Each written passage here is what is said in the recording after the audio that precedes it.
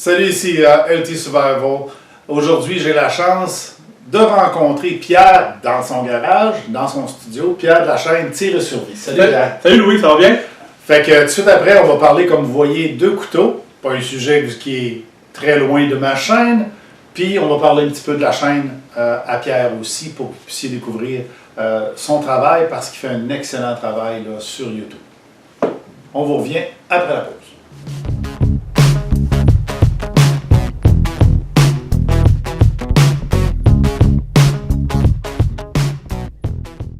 Avant l'introduction, aujourd'hui on parle de couteaux, mais juste avant, j'aimerais vous inviter à aller découvrir la chaîne de LT Survival. Écoute, Louis, parle-nous un peu de ta chaîne, un peu combien ça fait de temps que ça existe, qu'est-ce qu'on peut voir sur ta chaîne? Sur ma chaîne, j'ai commencé ça fait déjà pas mal d'années. J'essaie de me souvenir de l'année, je pense que c'est autour de 2014. 14 ou 16, quelque chose de même. Tu as beaucoup de vidéos en tout cas. Ouais, j'ai pas loin de 500 vidéos déjà de fait. Beaucoup de vidéos de revues d'équipement, mais aussi de boîtes souscription qui m'a permis d'avoir de l'équipement différent pour le bushcraft, si on utilise ce terme-là. D'ailleurs, moi c'est le même que je t'ai connu. Justement, la première vidéo que j'ai regardée de toi, c'est vraiment que tu faisais l'ouverture de la boîte, puis c'est comme ça que je me suis intéressé à ta chaîne. Ben, je suis content parce que, dans le fond, je me suis abonné à ces boîtes-là, même si c'est très dispendieux, pour deux raisons. Un, parce que ça m'obligeait, une fois par mois, à faire une vidéo. Donc, ça m'obligeait à continuer à fournir la chaîne. Puis deux, j'ai fait pendant 2 ans là, des revues de ça. Puis deux, ben, ça me permettait de découvrir de nouveaux équipements. Des fois, il y avait des petites affaires pas mal intéressantes que j'ai même récupérées, dont la hache qu'on va parler, que j'ai récupérée pour aujourd'hui, mais il y a des systèmes là, qui étaient pas mal différents de ce que j'avais déjà. Ça faisait découvrir le marché de la survie, là, surtout américain, parce que c'est une boîte qui est américaine et canadienne. Okay. Donc, elle est fabriquée aux États-Unis maintenant, elle était fabriquée au Canada avant. Okay, donc, ils ont envoyé l'usine aux États-Unis, mais Gearpack a des belles petites boîtes. C'est moins dispendieux que les Tactical Box là, des États-Unis à faire venir, là, qui étaient intéressantes aussi, sauf que à 2 fois, 3 fois le prix. Non, c'est ça, puis on s'entend là-dedans, il y avait des belles petites pépites. Là, je me souviens, entre autres choses, d'un truc que j'ai commandé, je me souviens plus du nom, mais pour mettre notre corde, oui, c'est là-dedans que je l'ai trouvé. D'ailleurs, j'ai une vidéo qui est déjà tournée depuis plusieurs mois, que les Patreons ont déjà pu voir et qui s'en vient justement là-dessus. Je trouvais que l'idée était tellement bonne. Donc, quand vous allez voir cette vidéo-là, c'est grâce à LT Survival. C'est ça. C'est sa faute. Ce type de produit-là, il y en a 2 formats. Il y a un pour la Bankline, qui est une ligne qu'on appelle Bankline parce qu'elle est utilisée par les pêcheurs. C'est une ligne fil de nylon qui a un recouvrement de goudron. Goudronné, oui. Goudronné. Il s'en vendait à un moment donné chez Dollarama, ce qui était surprenant pour pas cher. Et moi, j'avais fait des stocks parce qu'on se mettait comme ma gang de survie puis de contact de bushcraft. On s'est tous garochés là-dessus. J'ai 3-4 rouleaux à la maison. Là. Et puis, cette Bankline-là est forte et légère. Oui. Puis, elle ne pourrit pas. Fait qu'elle a l'avantage d'avoir tous ces avantages-là pour le bushcraft, ce qui fait que tu peux l'avoir dans ton pack-sac pendant des années, puis tu vas pouvoir t'en servir. L'autre rouleau, c'était pour la Paracord, la fameuse Paracord 550, là, qui a une capacité de 550 livres en traction, mais elle ne supportera pas votre poids nécessairement. Bankline, moi j'aime bien ça, parce que point de vue, rapport qualité-prix, pour te faire des abris, qu'après ça, souvent tu coupes la corde quand tu as le temps de partir, ben, la Paracord, ça crispe un peu le cœur. Tandis que de la Bankline, c'est beaucoup moins cher, tu en as beaucoup plus long, tu la coupes, tu la ramasses, tu mets ça dans tes affaires. Étant donné qu'elle est goudronnée, ben, elle n'a pas l'effet spring que la corde de nylon classique jaune là, a. Puis qu'à tout bout de champ, tu fais un nœud, il se défait parce que tu es obligé de faire 10 000 nœuds pour pouvoir avoir un nœud qui tienne. Non, c'est ça. Donc ça, c'est la problématique qu'on avait. Et puis ça permet d'avoir beaucoup de cordes dans un petit contenant avec ton briquet pour pouvoir la sceller pour le côté Paracord. Mais pour l'autre, tu pourrais même avoir une petite lame là, pour le couper. Il y a même une lame intégrée dessus là, qui te permet de le couper. Fait que ça devient un format très intéressant. Les accessoires pour aller dans le bois, là, on pourra en parler pendant il y en a. Des vidéos. Même, on pourra peut-être faire des collaborations à distance là, sur ça, là, puis je rouvrirai ma boîte là, de gadgets que j'ai accumulée depuis 2 ans là, de boîtes. Je suis bien ouvert. Écoute, en parlant de lame, justement, pour couper de la paracorde ou de la backline, tu nous en as amené une méchante belle collection ici. Juste pour vous dire, la gang, je ne suis pas un spécialiste en couteau, loin de là. Moi, un couteau, c'est vraiment un outil pour moi. Il faut que je l'aide sur moi en forêt. Et je ne suis pas le genre non plus à m'acheter des couteaux à 200, 150 et d'emmener ça dans le bois pour aller couper des choses. Donc, j'aimerais ça aujourd'hui, LT, que tu nous dises un peu c'est quoi les différentes sortes de couteaux. Qu'est-ce que tu nous recommandes un peu pour faire du bushcraft, de la survie en forêt. Et parle-nous un peu de ce que tu nous as emmené. OK. Il y a 2 concepts. Il y a 2 concepts au niveau du couteau que vous avez. Vous pouvez avoir le plus gros couteau du monde, puis qu'il soit sur votre pack-sac, puis vous le perdiez quand vous en avez besoin. Parce que souvent, on vient séparer de notre matériel quand on tombe en situation de survie en forêt, là, si on parle spécifiquement. Par contre, si on parle d'utilisation dite tactique, c'est-à-dire qu'on a toujours à la chasse ou qu'on a toujours notre sac sur nous, on peut se permettre d'avoir un plus gros couteau qu'on va normalement traîner avec le sac à dos. OK. Pour l'avoir tout le temps sur toi, il y a 2 solutions. Soit que c'est un folder qui est toujours dans des poches. Moi, j'en ai toujours un en tout temps. Ou soit que tu en as un à la ceinture. Attends un petit peu, là. Tu as tout le temps un couteau sur toi? Oui. Ouvre-nous-le. Celui-là, c'est un des petits. Celui-là, je l'avais eu justement dans la boîte de souscription. C'est un petit Winchester. Pas des tonnes de qualité, mais quand même intéressant avec un tanto, une lame de type tanto américain. Une belle petite lame. Oui. Et puis une serration. Les serrations de ce type-là, on va en reparler, on en a d'autres sur les Gerber. La serration classique droite, pas mauvais. Dépendant de l'utilité que vous en avez, couper de ligne, par exemple, ça va super bien parce qu'une corde qui devient mouillée est plus difficile à couper, surtout une corde de coton. Okay. En marine, on va utiliser de la serration beaucoup. Il existe de meilleures serrations que la droite, comme on a sur les Gerber. La VEP. En tout cas, c'est un autre inventeur. Ils sont en diagonale, ils sont très agressifs, coupent excessivement. Mais, dépendant de l'utilisation, c'est un petit peu plus dispendieux aller chercher un couteau avec un WEP. Le M16, je ne sais pas si tu as connu les M16 dans le couteau de poche. Sont avec WEP souvent. Et comme je te dis, moi, un couteau, je suis vraiment arriéré. C'est pas ma tasse de thé, mais je suis là pour apprendre. OK. Fait que, mais la preuve est faite, t'en as toujours un. Toujours un. Je suis content. Je n'ai un dans mon véhicule, je n'ai un sur moi, je n'ai souvent dans mon pack-sac, je vais en avoir, j'ai un petit pack-sac que j'amène dans le bois, j'en ai un autre, un folder. Et j'ai d'autres, souvent je vais emmener 1 ou 2 couteaux. Moi, dans mon ADC, j'ai mon petit Milwaukee que j'ai déjà fait une review. Je vais vous mettre un lien ici pour aller voir. Je ne l'ai pas sur moi présentement, je suis à la maison, pas besoin de mon ADC, mais à chaque fois que je quitte la maison, là, j'ai tout le temps mon petit Milwaukee. Tu sais, le DC, dans le fond, vient de nos grands-pères. Parce que nos grands-pères, qui travaillaient à l'extérieur beaucoup, avaient toujours le petit couteau de poche. Exactement. Qu'on ouvrait à 2 mains, là, le Victorinox là, classique, là, une lame ou 2 lames quand il était chanceux. Là. Mon père a toujours traîné, d'ailleurs, ce qui me faisait rire, parce que mon père avait acheté un couteau Craftsman qui a cassé, garantie à vie. Ils l'ont réchangé et c'était un old... c'était une marque de Schrade. Puis c'était drôle parce que moi je parlais des Schrade à ce moment-là. Okay. J'ai fait une revue sur son couteau dans mes revues de couteaux historiques. J'ai parlé de tous les couteaux là, que j'ai à la maison, pas mal, là, qui sont ancestraux. Fait que, ancestraux.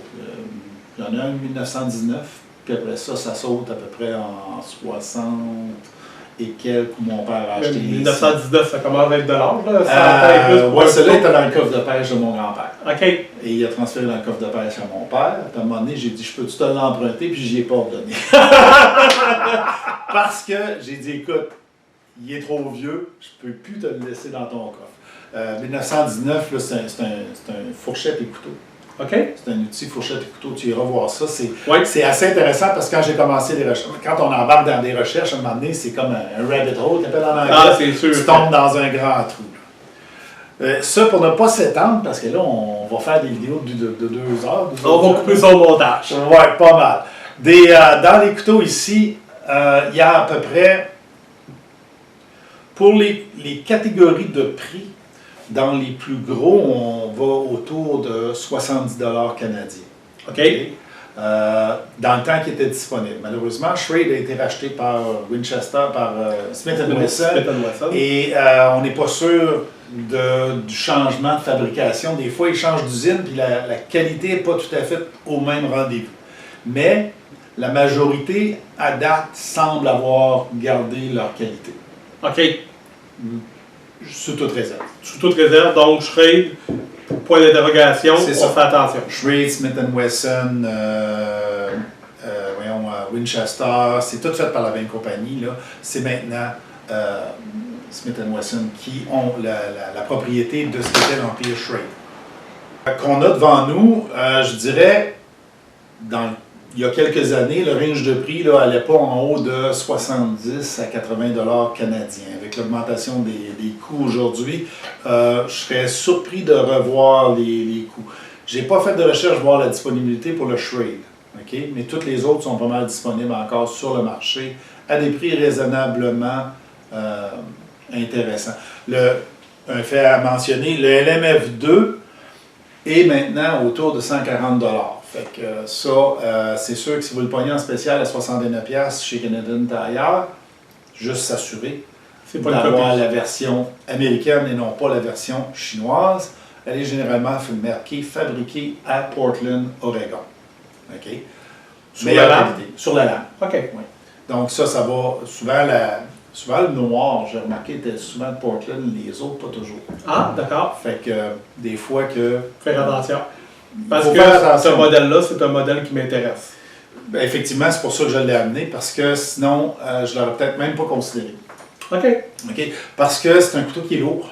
Et il y a une meilleure version disponible sur le marché aujourd'hui, on va le dire tout de suite, le Strong Arm, qui est un couteau dont la lame est intégrale avec l'arrière. Celui-là n'est pas. C'est un rat tail.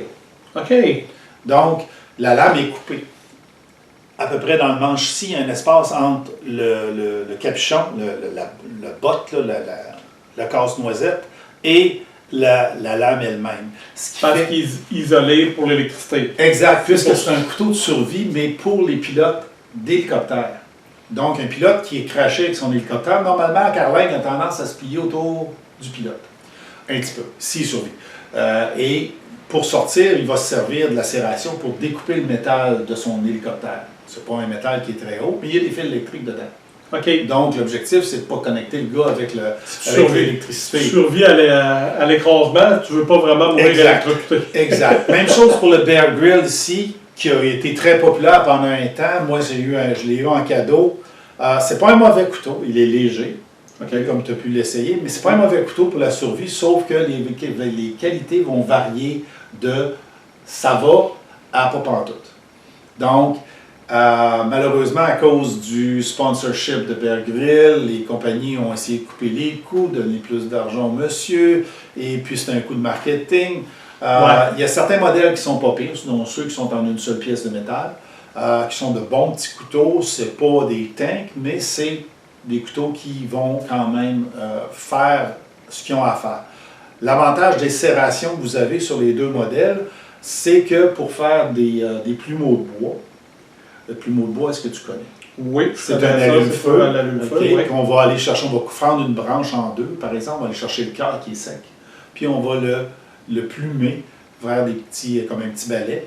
Et puis quand on va lancer nos étincelles dedans, on va pouvoir allumer le bois. Ça se fait plus facilement l'été. Oui, d'ailleurs, tu l'as fait dans une vidéo. Exact. Je l'ai vu. Puis il y a des vidéos où j'ai essayé de le faire l'hiver, puis ça ne marche pas pantoute parce qu'on n'a pas de chaleur. Le feu a besoin de trois choses, l'air, le combustible et de la chaleur. Les étincelles, c'est de la chaleur, mais tu as besoin d'avoir plus de chaleur l'hiver, donc c'est plus difficile. C'est pour ça qu'ici, les autres méthodes par friction sont plus difficiles aussi encore, parce que si tu n'as pas un kit sec, tu as déjà un problème. Si tu n'as pas de chaleur autour, tu as le deuxième problème. C'est ce qu'on appelle le triangle du feu. Oui. J'ai fait une vidéo là-dessus, le feu pour les nuls. Allez voir ça, ça va... C'est ça. Exactement. Un classique qu'on voit souvent pour le bois, c'est notre fameux Mora compagnon ici. Ça, les Mora, là, je te dirais que ça, c'est les miens. Ça, c'est pas trop dispendieux. T'emmènes ça en forêt, t'as pas trop peur de le perdre. Donc, c'est de qualité, on va se dire. Moi, je trouve que... C'est un stainless steel suédois. Là. Il y a un nom particulier au stainless steel, au numéro de stainless. Ça, c'est un autre habituel qu'on peut embarquer. Il y a à peu près 1000 sortes de métal. Mais le stainless steel suédois est de belle qualité. Il est bien trempé. Et le couteau est efficace. Il est quand même pas mal coupant. Moi, je ne les ai pas aiguisés depuis que je les ai. Là. Ça fait quelques années. Puis, ils seraient peut-être durs. Mais ils ne sont pas à mon goût pour le coupant. Mais ils travaillent encore très bien. Ils sont confortables, sont légers. Ils viennent avec un étui qui se clip à la ceinture. Moi, j'aime beaucoup faire une modification. C'est que je vais les porter des fois au collet, surtout l'hiver. Dans le cou, ce qui permet, avec un quick release, moi j'ai fait une paracorde avec un quick release, et puis ça me permet d'avoir le couteau qui est toujours disponible. Puis il n'est pas en dessous de mon jacket sur 3 ceintures, puis les pantalons doublés, puis tout ça. Exactement. Donc ça me permet d'avoir le couteau qui est disponible. C'est sûr que ça le rend un petit peu plus susceptible d'être perdu, exactement, mais ça permet de le porter à l'extérieur. D'ailleurs, c'était pour ça que l'étui est fait si bizarre, parce que c'était les pêcheurs suédois avec des suspenders, des bretelles et un bouton dans lequel ils clippaient le couteau. Exactement. Pour pouvoir l'avoir à l'extérieur. Donc souvent, c'était ça. Ça, je dirais que c'est le basic. Si vous êtes vraiment sur un budget et que 50$, c'est difficile, des fois, on a l'autre ici, le bleu, que j'ai fait une vidéo aussi dessus. J'ai fait des vidéos sur pas mal tous ceux-là. Je pense que le noir ici, je ne l'ai pas fait encore. Le bleu ici, c'est aussi une lame suédoise. Ça s'appelle Eagle Knivar, okay? K-N-I-V-A-R, qui est la façon suédoise de dire couteau. Là. Donc, c'est un couteau qui a été vendu dans les Pro Nature, là, les boutiques de chasse et pêche qu'on a ici au Québec. Okay. Moi, celui-là, je l'ai payé à 6,99 en spécial. 6,99, j'en ai acheté 2. J'ai acheté une autre couleur aussi plus tard qui était un petit peu plus chère, je pense qu'il était à 7 ou à 8$. Okay. L'étui n'est pas terrible. Elle est plastique comme celle du Mora, mais il n'y a pas de sangle pour la ceinture, là, à part un passe. Ouais, puis on a comme l'impression que l'étui est comme plus fluette, un peu, comme plus. Un petit peu plus plastique que PVC. Moins robuste, mettons. C'est ça. Mais en le mettant sur une lanière comme ça me permettait, moi, de le prêter à un cadet. Essaye de faire l'exercice, parce que moi j'enseigne au niveau des cadets aussi, de faire un exercice, mettons de faire un plumeau de bois, le jeune passe à côté et puis nique la lame sur quelque chose de dur, donc ça me fait moins mal au cœur de les passer que de mes beaux couteaux. Absolument. Fait que ça, à ce moment-là, c'est une option, c'est une variation ou une option là, économique que vous pouvez trouver, c'est juste de surveiller les circulaires, là, puis de temps en temps ils viennent en vente. J'espère qu'ils en tiennent encore, mais je sais pas. Je ne l'ai pas vu depuis un petit bout. Je sais que maintenant, ils tiennent la marque française. Bogner, là. Bogner, c'est leur marque. Bogner, c'est leur marque. Mais comment ils s'appellent? Je vais le trouver. Tu sais, les Français, là, avec le manche en bois, pas les Opinel. Je sais que maintenant, ils tiennent des Opinel. Ouais. Mais celui-là, me semble que ça fait longtemps que je ne l'ai pas vu. L'Opinel a un gros défaut, c'est la fragilité de la goupille qui tient la lame. Il ne faut pas se leurrer, là, s'il a pété, c'est par là qu'il va péter en premier. C'est sûr que tu peux le réparer. Puis la virole est quand même bonne, mais c'est pas le Klondike là, au niveau de la sécurité, au niveau de la lame. Tu as plus de chances que la lame revole. Là, Moi, j'ai peur que je n'en ai jamais utilisé, donc j'en ai 2 modèles. Mes amis européens ne paniquaient pas trop. J'ai beaucoup d'abonnés en France. Oui. J'ai comme peur, moi, que je force avec, puis qu'il casse, puis que je me coupe les doigts. C'est pour ça que avec la virole en place, il n'y a pas de problème. Il ne pliera pas vers tes doigts. Okay. Il va plier vers ton visage. Ah, c'est pas tellement mieux. Tu sais, le pivot, la virole est tout le tour, mais c'est parce que j'en ai déjà vu un cassé, puis c'est ce qui est arrivé. Il y a la jonction de la lame, le rapetit, la partie plus étroite de la lame, qui est connectée dans la virole, est beaucoup plus étroite, donc beaucoup plus susceptible à casser. Puis un de mes amis en avait un, puis justement, il l'a cassé dans un usage plutôt léger. Fait que oui, l'Opinel, c'est plus comme le couteau de poche, c'est-à-dire celui que nos grands-pères portaient, là, le petit Victorinox que tu mets dans le fond de ta poche, puis que tu utilises pour de petites tâches. Okay. C'est sûr qu'il n'est pas à déploiement rapide. Là. Non, il n'est pas comme d'autres qui ont un thumb stud ou un levier là, pour les déployer d'une seule main. C'est là que le couteau fixe, même de basse qualité, comme les Eagle Nivard, sont intéressants parce que tu as moins de chances qu'ils brisent catastrophiquement et que la lame aille dans une direction que tu ne veux pas, soit pliée dans un sens ou dans l'autre. Donc, pour ça, le couteau fixe est toujours plus sécuritaire. OK. Dans les Mora, il y a 2 autres catégories. Toi, tu es propriétaire de celui-ci en vert et moi, je suis le propriétaire de celui en noir. Les deux ont à peu près le même nom, Kansborg, OK? Et ont le même étui qui vient avec. L'étui qui se suspend à la ceinture ou le mollet. Moi, j'ai juste celle qui se suspend à la ceinture parce que quand je l'ai racheté, l'autre étui n'était plus disponible. Mais les deux sont très bons. Une petite particularité, c'est que tu as une lame un peu plus avec une soie intégrale, c'est-à-dire qui vient jusqu'à l'arrière du manche. Pour celui-là, le Kansborg. Puis le Kansborg a une lame en queue de rat, c'est-à-dire plus étroite à l'intérieur du manche moulé, un peu comme pour le Mora classique. Puis il y a une lame qui est rétrécie au niveau du corps ici. Okay? Ça donne une pointe beaucoup plus fine. Pointe plus fine dit plus fragile.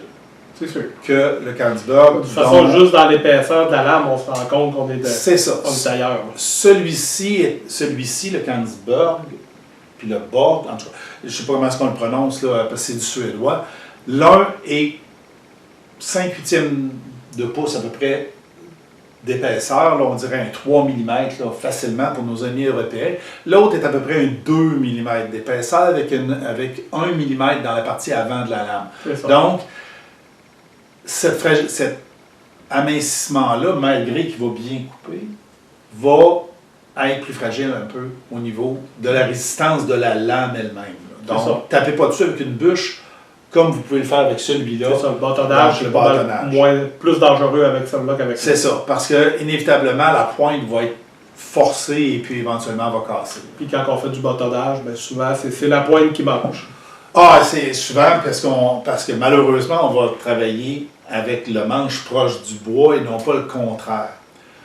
J'ai vu récemment un bâtonnage où carrément, il prenait la lame, il la piquait dans le bout de bois, renversait le bout de bois et forçait le bout de bois sur la lame. OK. À la place de taper la lame. Donc, potentiellement, une façon de le faire avec une lame un peu moins résistante. Mais, n'oubliez pas, il y a des forces de torsion dans le bois. Et c'est là que la lame vient devenir problématique. Je vais passer rapidement dans les autres. En fait, je vais aller au plus gros. Si vous voulez faire du bâtonnage, là, à ce moment-là, il s'agit de sortir les outils. Et quand je dis outils, Pierre l'a pris en main, les deux, et ce sont des pièces. Un quart de pouce, là, on parle de... on parle pas de presque 5 mm d'épais au niveau de la lame. Des lames de 8 pouces à 12 pouces. Et là, on est équipé pour faire du bâtonnage. Ces couteaux-là en ont vu. Vous voyez les marquages sur les lames. Ils en ont vu du bois, même du vieux bois de camping là, qui ne nous donne jamais les belles qualités. J'en ai fendu avec les deux couteaux. Okay, à taper directement dessus. Sur la lame. Okay. Ils sont très coupants parce que les aciers qu'ils ont, 10,95 dans celui du plus petit et le plus gros est en 10,70. 10,70 un petit peu meilleur sur l'élasticité après trempage. Donc, flexion, là, je suis obligé de te croire. OK? Ouais, il y a beaucoup, si vous allez dans le test du JESX, là, vous écrivez JESX sur Internet, vous devriez trouver à peu près une centaine de vidéos où ce couteau-là est torturé. OK? Et il est torturé vraiment là, jusqu'à aller dans la lave, dans un volcan à Hawaï. OK. Ils ont fait à peu près n'importe quelle niaiserie avant de le péter, là, parce qu'ils voulaient essayer vraiment de le casser. Ils l'ont plié en deux, ils ont tout fait, là, puis ils n'ont pas réussi. Première génération, deuxième génération, mais pas la troisième. Parce qu'avec le changement de compagnie, ils ont changé le trempage. La troisième génération, il explosait comme des petits copeaux. Ah, OK. Ouais. Fait que aujourd'hui, je ne sais pas si vous êtes capable d'obtenir encore le JESX, mais c'est une bête. Je sais que des variantes du JESX ont été faites chez plusieurs fabricants américains de couteaux sur mesure, mais là, on parle de 300, 400 et 500 $ du couteau. Le SCHF 9, poignée fait pour homme, moi, celui-là, le plus petit, la poignée, elle a un méchant diamètre. Si tu as des petites mains, là, oublie ça. Tu ne seras pas capable de faire le tour du couteau. Là, il va devenir très inconfortable dans la main. Même au début, moi, je le trouvais un petit peu fatigant parce que la poignée est très, très grosse. Elle est faite pour homme, comme on disait dans le temps. Mais pour des mains de travailleurs là, qui étaient un petit peu plus. Ben, elle a quand même une belle texture là, avec tous les petits ronds qu'ils ont mis dessus. Là. Ouais. La texture de la poignée est belle.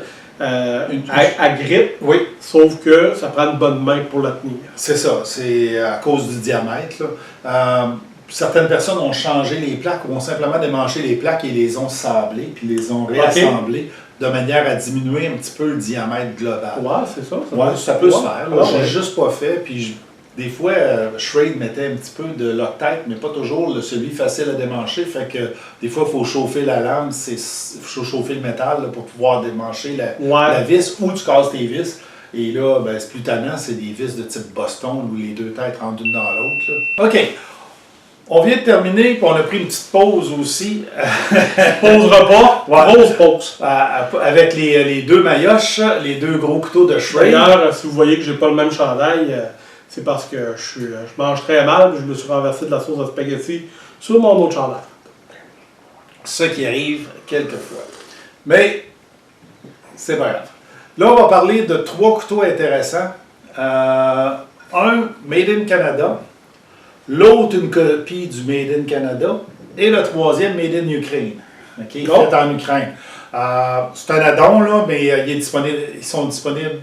Les 2 derniers sont disponibles sur Amazon. Étaient disponibles sur Amazon. Je ne sais pas si le Code Steel est encore disponible sur Amazon. Ça change tellement vite. Là. Mais le premier, qui est le couteau traditionnel canadien, c'est le Gronam numéro 3. Il a été utilisé par les forces canadiennes dans leur cours de survie. Il existe le numéro 4 qui est encore plus gros que ça et qui est vraiment destiné à la survie. Là, il est beaucoup plus épais. Okay. Et celui-là, c'est un petit modèle léger fait à Pictou en Nouveau-Brunswick. Okay. Donc, une fabrique. Sur leur site internet, vous avez 3 ou 4 modèles, dont celui pour la survie qui est le numéro 4. Ils viennent avec des étuis classiques. Ça, c'est le modèle armé. Il y a le modèle Navy. Il y a le modèle... il y a 3 ou 4 modèles d'étuis. Et sont tous des couteaux avec la forme en forme de feuille, c'est-à-dire avec la lame en forme de feuille, parce que la forme en forme de feuille, ça aide pas. Non, ça aide pas. Et puis, moi ici, j'ai un saber grind et non pas un full flat grind. Les deux sont disponibles. Moi, c'est un factory socket, c'est-à-dire il y a un défaut sur le couteau et ils le vendent à moitié prix. Si vous êtes chanceux, sur le site. Sur le site web. Donc, je vais vous mettre un lien, la gang, sous la vidéo pour avoir accès à Gronam. Gronam, oui. G-R-O-H-M-A-N-N. Yes.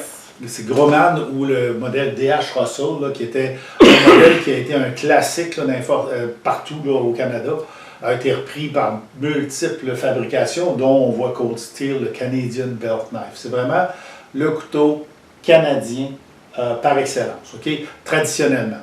C'est pas nécessairement la meilleure lame, mais c'est une excellente lame, soit en stainless, soit en une lame haute teneur en carbone, ce qui la rend beaucoup plus résistante, mais susceptible à la rouille. Stainless est moins susceptible à la rouille, le carbone plus susceptible à la rouille. Plus d'entretien. C'est une des raisons pourquoi les 2 gros couteaux qui sont en haute teneur en carbone sont peinturés noirs. Les coatings sur les couteaux, comme ton Smith & Wesson, qu'on n'a pas monté, je pense, qui est en bas, et peinturé noir, c'est un coating. Là, des fois, c'est un coating qui est même trop agressif pour la qualité de la lame, pour le glissement de la lame. Oui, c'est ça. Des fois, c'est rough. Là. Ouais. Puis, on le voit ici sur les Gerber aussi. Là, ils sont peinturés noirs. C'est parce que la teneur en carbone est élevée, donc susceptible à la rouille. La peinture aide à ne pas avoir de rouille dessus. C'est sûr que moins que tu as d'exposition à l'eau, moins c'est ça. Donc, on voit si tu regardes certaines de mes lames de bras, ils commencent à avoir des petits picots dessus là, parce que je les ai laissés traîner puis ils n'ont pas mis l'humidité. Donc, la rouille, c'est un facteur. C'est toujours bon d'avoir une huile dessus. L'huile, vous pouvez prendre de l'huile végétale ou de l'huile minérale qui est comestible. Donc, de qualité USB. Petite huile d'olive là-dessus. Puis... Ouais, ou c'est carrément une huile minérale qu'on achète en pharmacie. C'est plus un laxatif, là, si tu le buvais là, en pharmacie, mais qui est de qualité consommable. Donc, tu peux le mettre là-dessus, ce qui fait que si tu fais des aliments avec, tu as moins de chances de te contaminer de par une huile, comme une huile à gomme, là, par exemple, qu'on mettrait sur nos couteaux. Donc, le DH Russell, ça, c'est une lame en stainless. J'ai choisi en stainless, là. Et c'est un couteau qui est très confortable là, au niveau du chose, mais il est aussi très bien adapté pour la chasse puis le travail là, avec une main rapprochée sur la lame. Là. Donc, très léger. Là. Celui-là, c'est vraiment le couteau traditionnel. J'aime ça. Ça doit être un des premiers couteaux que je vois qui est marqué Canada sur la lame. Oui, effectivement. Puis si vous êtes sur un budget, parce que celui-là, normalement, c'est 120, 140 $ chez Dronham. Les factories secondes peuvent aller en 55, 50, 60 $, sur place. Donc, mais vous n'avez pas toujours le modèle que vous voulez quand vous le voulez. Non, c'est sûr, il faut attendre quand il est disponible.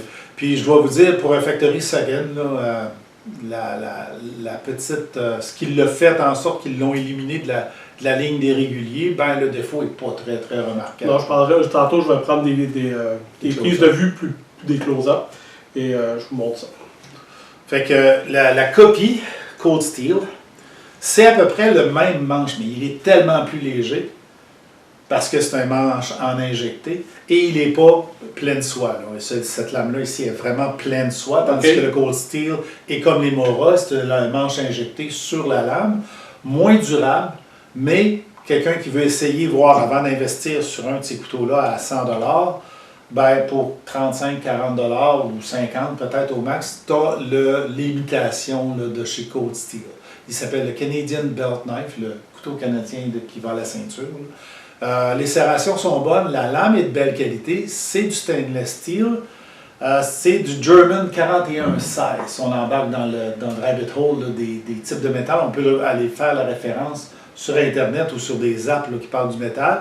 Généralement, le 4116 a une belle qualité de rétention de lame, tout en n'étant pas complètement hyper dur comme les nouvelles types d'acier. Il y a tellement d'acier dans le monde que ce serait une vidéo là, totalement à part. On pourrait passer 3 heures juste à parler d'acier. Ça serait intéressant peut-être un jour de voir les différents types d'acier et choisir un acier plus rigide par rapport à un acier plus doux, voir les différences que ça peut faire. C'est ça, mais même pour moi qui m'y connais un peu, il y a toujours des aciers différents. Puis il y a toujours des aciers chinois équivalents à des aciers Crux, par exemple, ou des autres aciers qui sont faits. Des fois, on parle de tool steel, donc pour les lames-outils. Les aciers, ce sont ou les spring steel, les lames de ressort. C'est toutes des catégories qui peuvent changer tout, mais le trempage est tellement capital que malgré que tu aies le meilleur acier du monde, s'il est mal trempé, il va casser. Ah, OK. Fait que le trempage, c'est vraiment qu'est-ce qui amène un couteau à un niveau un petit peu supérieur. Fait que si je te suis bien, l'acier compte pour beaucoup, mais c'est le trempage qui fait foi de tout. Oui, parce que l'acier peut être le meilleur acier du monde, mais s'il est mal trempé, il devient fragile. S'il devient fragile, il va casser. Donc, de là, l'importance de choisir un couteau qui vient d'une compagnie réputée, reconnue dans le monde des couteaux. Comme Schrade l'était avant d'être acheté. Et là, il n'y a personne qui s'est lancé à faire des tests comme il le faisait avec Schrade, parce que Schrade commanditait beaucoup les testeurs de couteaux. Okay. Fait qu'eux autres, ils avaient fait leur marketing au travers des YouTubers, puis ça a fonctionné super bien. La preuve, j'en ai 2. Et 3, en fait. 3, 4. En tout cas, j'en ai au moins 3 fixed blades là, que j'ai acheté là, 2 autres. Mais le couteau, probablement, que je vous recommanderais, on va parler de la petite hache avant, puis après ça, on vient... On regarde l'autre pour la fin? Oui, on regarde le dessert pour la fin. OK, on va m'intéresser. La petite hache. Oui, la petite hachette. C'est une hache que j'ai eue on peut peut-être l'avancer, oui. Ce que j'ai eu dans la boîte de subscription Gearpack, oui. Comme outil tranchant. Parce que dans chaque mois, je recevais un outil tranchant qui était soit un couteau ou un outil secondaire. J'ai même eu une truelle, là, qui était une espèce de truelle, mais qui servait aussi de lame, là, mais qui était plus pour quand tu as besoin d'aller creuser un trou quelque part. OK. Donc, une petite pelle. Ouais, une petite pelle, là, mais c'était vraiment comme un piquet en même temps. Là, ça servait à toutes sortes de choses. Cette tâche-là, on les voit souvent dans les marchés aux puces. Ça ressemble à une petite hache de lancer. Ça serait probablement très bon pour le lancer parce qu'elle est quand même relativement solide, équilibrée plus ou moins, mais pour une hache, on est dans la catégorie qui se lancerait. Ouais. De par sa forme, de par sa structure. Malheureusement, dans ces marketing de haches-là, ils ont beaucoup un multitool dessus. On voit des têtes hexagonales, on voit un coupe-fil. Ça, tu pourrais servir de gut hook aussi, là, si tu vas à la chasse. Ce qui n'est pas mauvais, mais peut fragiliser la lame. C'est ce que je partais pour dire. Surtout ici, là, on peut voir que peut-être qu'il y a une possibilité de fragilisation. Oui, soit carrément au travers de toutes les ouvertures pour les outils. Ou, par contre, la lame a un avantage, c'est-à-dire que vous pouvez choquer dessus, comme le terme de bushcraft, là, choquer dessus pour aller faire un travail plus de précision. Donc, un peu comme votre couteau. Et si vous travaillez un animal, ben, vous pouvez vous en servir pour dépecer puis gratter la peau, là, enlever la peau là, sur votre animal. Par contre, la lame, c'est du 3CR13, qui est un acier chinois, qui est plutôt mou comparé à ça ici, le 416, les 1095, 1070 ou même les 420 ici, haute teneur en carbone, qui sont un petit peu plus durs. Ça, je dirais que c'est l'équivalent là, de votre couteau de grand-père, là, que quand vous gossez sur une branche, il va encocher. Donc, au niveau de la hache, c'est bon parce qu'il y a une flexibilité dans le métal. Par contre, la possibilité que le métal tourne est là. Quand tu parles que le métal tourne, c'est vraiment si tu t'en sers comme pour couper des branches, qu'il y ait une encoche, qu'on voit que le métal... Oui, c'est ça. Puis le fil plie, là, puis il commence à revenir en arrière. Ça, c'est pas le fun. Là. Non, ça, c'est pas le fun. Fait que des 3CR, tout ce qui est métal 3CR13, si je peux vous donner un conseil, parce qu'on en voit souvent qui sont marqués 3CR13, machettes de chez Buckner, par exemple, sont souvent du 3CR13. Par contre, pour une machette, ça offre une flexibilité pour pas qu'elle casse, qu'elle snap.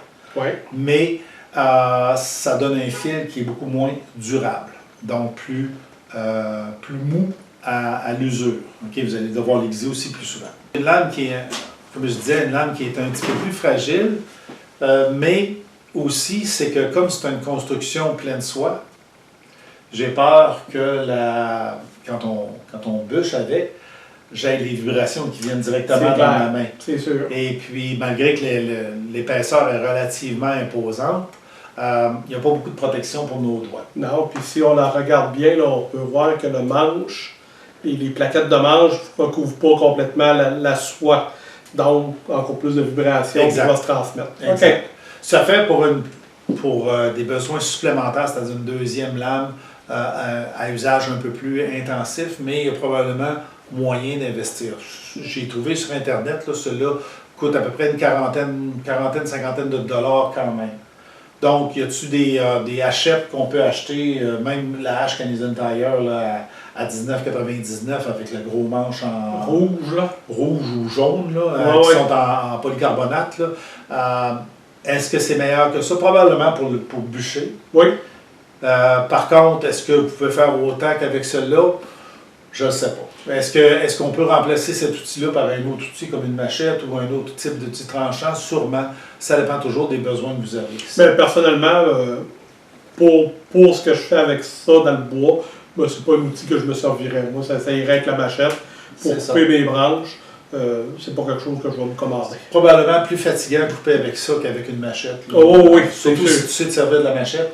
La machette est un outil là, redoutable là, au niveau du travail. Je te montrais tantôt ma machette elle est dans le camion, j'irai la chercher. La vraie. La vraie. Ouais, ça c'est l'aspect. Comme vous me connaissez, bien sûr, la vidéo dure une durée interminable. Donc on a décidé, moi et Pierre, d'interrompre la vidéo quelque part en milieu ou quelque part à un tiers. Je ne suis pas sûr parce qu'on a vraiment parlé longtemps, puis je pense que nos cartes mémoire vont être pleines, solides. En tout cas, la GoPro a chauffé une couple de fois. C'est ça. Fait que on va couper cette vidéo-là ici. Je vous invite quand même à laisser un commentaire, partager, souscrire à la chaîne comme d'habitude, donner le thumbs up. Là. Et on va se revoir dans une partie 2. Avec Pierre, on va continuer la discussion. Là, ça va peut-être couper bizarre, mais en tout cas, on va continuer la discussion. Puis, on espère que vous appréciez ce type de vidéo-là. malgré que c'est un petit peu long et surabondant là, en information. Mais il y a beaucoup d'informations pertinentes. Donc, dans ce temps-là, ça va bien. C'est ça. Fait qu'on espère en tout cas que vous en tirez un bénéfice, puis que vous allez nous commenter, puis que vous allez venir nous agrémenter le commentaire de vos commentaires, agrémenter les commentaires de vos commentaires, parce que nous autres, ça nous permet de faire des interactions, puis d'ajuster en fonction de ce que vous avez besoin. S'il y a des besoins que vous avez spécifiques, gênez-vous pas, on regardera à vous donner le maximum d'informations ou une vidéo supplémentaire, peut-être sur un autre couteau, afin de complémenter. Les commentaires que vous nous laissez, les pouces que vous nous donnez, bien ça, c'est notre gagne-pain, c'est notre gaz qui nous pousse à en faire d'autres par après, donc pour que vous soyez entertainés. Ouais, parce que des fois, c'est pas YouTube qui paye bien. Hein? Non. La paye qu'on On n'est pas prêt de prendre notre retraite avec YouTube. Non, on va prendre notre retraite, faire du YouTube peut-être pour le plaisir. Un jour, peut-être. Fait qu'on vous revoit dans le début de la deuxième vidéo.